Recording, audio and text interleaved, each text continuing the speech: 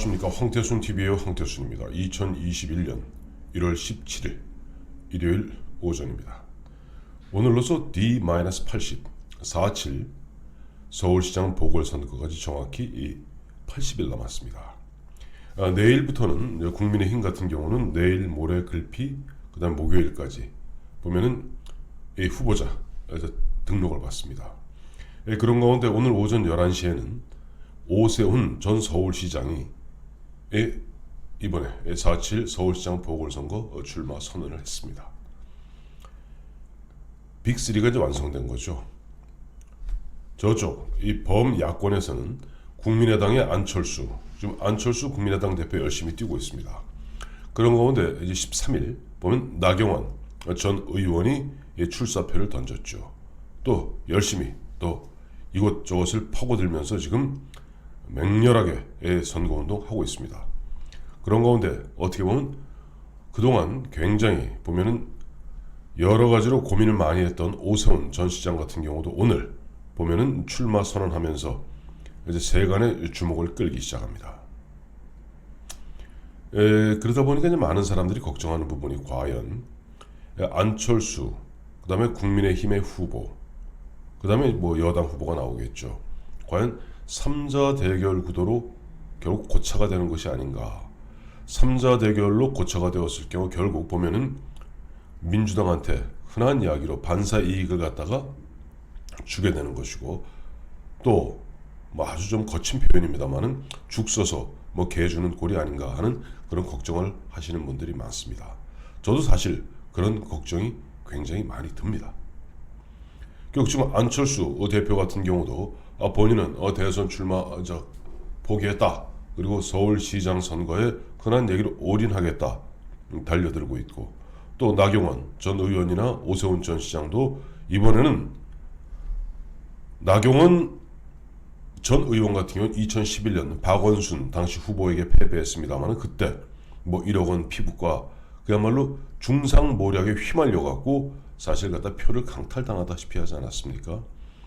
또 오세훈 시장 같은 경우, 오세훈 전 시장 같은 경우도 사실 그 당시 2010년 지방선거 이후에 지방의회를 완벽하게 민주당이 장악하는 가운데 사실상 식물시장이었습니다. 식물시장이었던 오세훈 당시 시장은 무상급식 문제 갖고 승부수를 걸었죠. 이 부분 갖고는 오늘도 오세훈 전 시장 같은 경우 서울 시민에게 사과했습니다. 45살의 젊은 나이에 최연소 서울시장이 되어서 5년 동안 서울시를 이끌어 나가는 가운데 자기의 미숙함으로 말미암아 중도 서울시장직을 사퇴하고, 그로 말미암아 결국 박원순 10년, 박원순의 10년을 갖다 만들어준 부분에 대해서는 서울 시민에게 거듭 머리 숙여 사과를 하더군요. 자, 그런 가운데 과연 지금 앞서 제가 이제 오늘 화두로 던진 것은 과연 이 3자 대결, 즉 후보 단일화 될 것인가, 이게 가장 사실 관심사 아니겠습니까? 지금 제 주변 어제도 보면 어떤 모임이 있어서 가봤습니다만 그분들 공이 다 하시는 말씀들이 정치권에 몸담고 있는 분들이죠. 결국 후보 단일화 될 것이다, 되지 않을 것이다, 이 이야기하고 갑론을박이 벌어지고, 과연 후보 단일화가 되지 않고 안철수는 안철수대로, 그다음에 국민의힘의 후보는 국민의힘의 후보대로 나갔을 경우 과연 승산이 있겠는가, 이 부분, 그 이야기 갖고 어제 사실 장시간 이야기를 나눴는데 결국 결론이 나지 않더군요. 아마 애청자 여러분도 각자의 어떤 판단 기준에 따라서 3자 대결 구도로 가는 것이 오히려 유리할 수도 있다.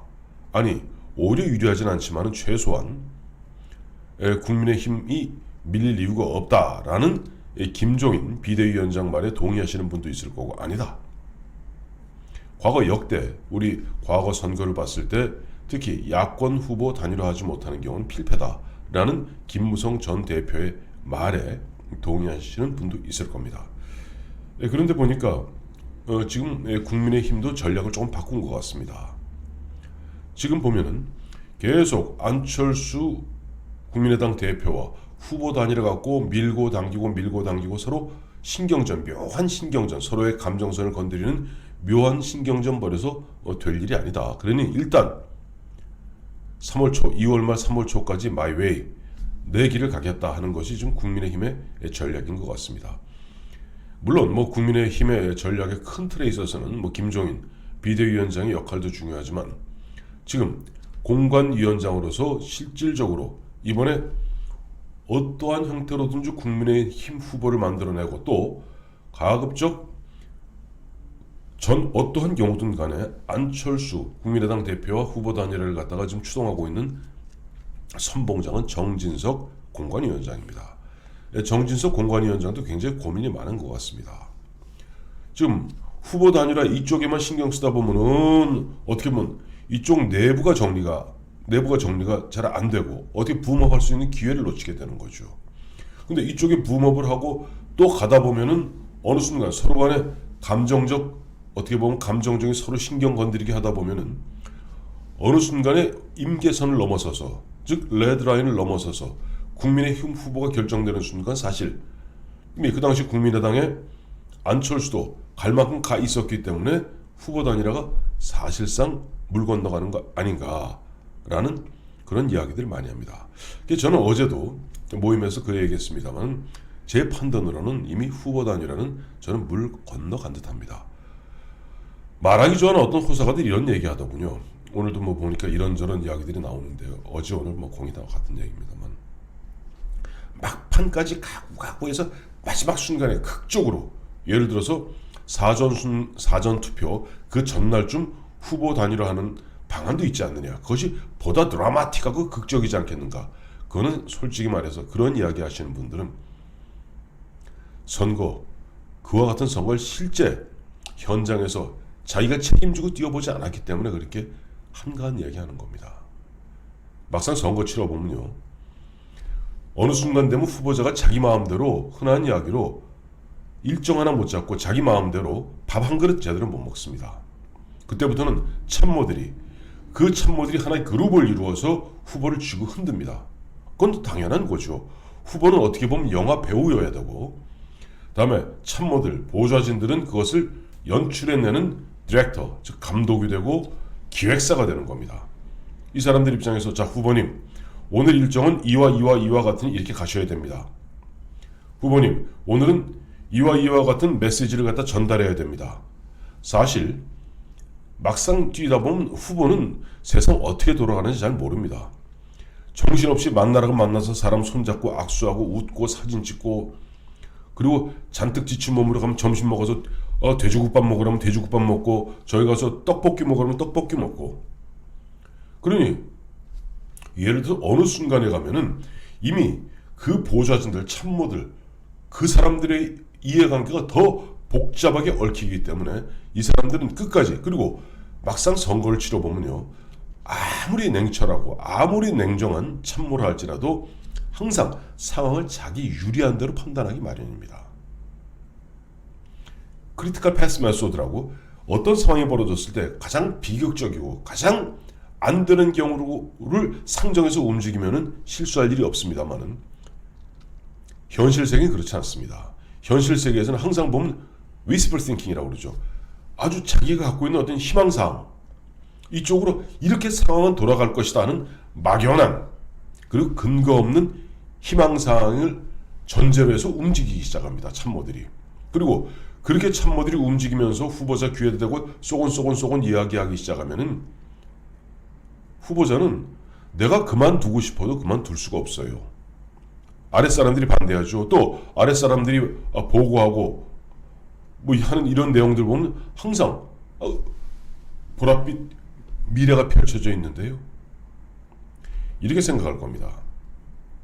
지금 국민의힘의 나경원 후보가 되었던 오세훈 후보가 되었던 이분들 입장에서 이제 조만간 나경원, 오세훈 또 양강엔 들어가지 못합니다만은 지금은 조은이라든가 이혜훈이라든가 김선동이라든가 오신환이라든가 이와 같이 이제 막 티격태격 보면 일정 부분 컷오프에서 4명이 되고 또 본 경선 들어가서 1대1 스탠딩 토론하고 하면서 와 분위기 뜨고 후보로 당선되는 순간 그 주변 참모들 이렇게 얘기합니다. 후보님 결국 선거는 당대당 선거입니다. 안철수가 아무리 저래보아야 결국 3등에 거칠 겁니다. 그리고 어떻게 하든지 안철수를 누르고 눌러서 안철수로 갈 표, 어차피 민주당으로 갈 표는 빤한 거니까요. 안철수로 갈 표를 갖다가 갖고 오면 무조건 이깁니다 라고 얘기합니다. 그때부터 안철수와 국민의힘 후보 간에는 우리 묘한 신경전, 어떻게 보면 적은 민주당 쪽에 있는데 싸움은 이쪽에서 하는 그런 형국이 벌어지게 될 겁니다. 그 사람들에게는 제가 꼭 이렇게 묻고 싶습니다. 지금 결국 선거라는 것은 특히 보궐선거같이 정상선거 아닌 보궐선거 같은 경우는 조직선거, 즉 어느 조직, 어느 당세 이쪽이 뭉치느냐가 중요한 건 사실입니다. 그리고 그분들이 생각하는 대로 보궐선거 안철수가 3등할 가능성이 굉장히 큽니다. 그럼 제가 되묻죠.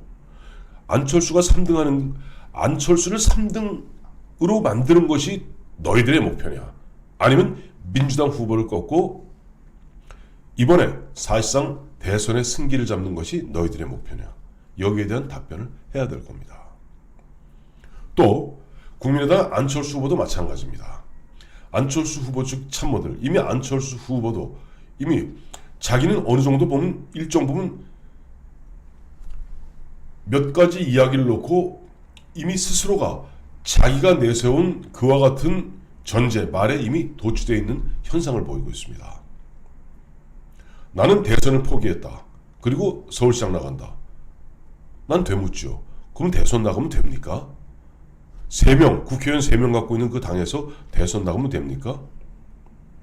두 번째, 또 이런 얘기합니다. 안철수 후보 측에서는 안철수가 지난 2018년 아니죠. 이번 2020년 작년 2020년 총선 때 지역구 하나도 안 내서 양보해 주었다.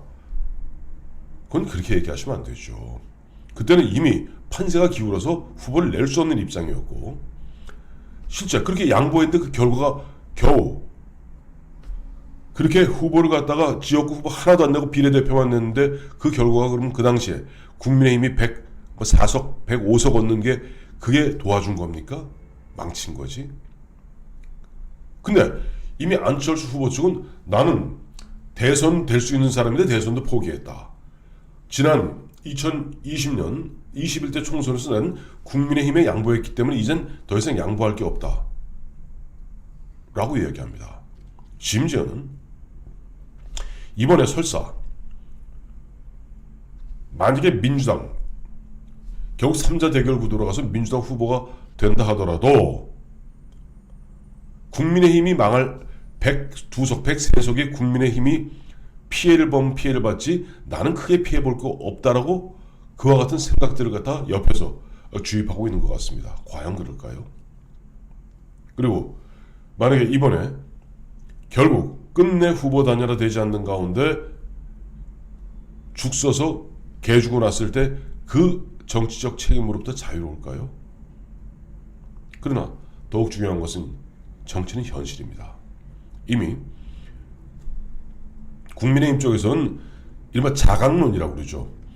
드라마틱한 그 미스트롯 형태로서 1대1 대결 구도로 붐업을 하고 그 다음에 조직을 통해서 붐업을 하고 조직표를 챙기기 시작하면은 최소한 안철수는 3등이다. 그리고 그 상태에서 안철수를 갖다가 누르든지 안철수의 굴복을 받아내겠다. 현실적으로 아마 불가능할 겁니다.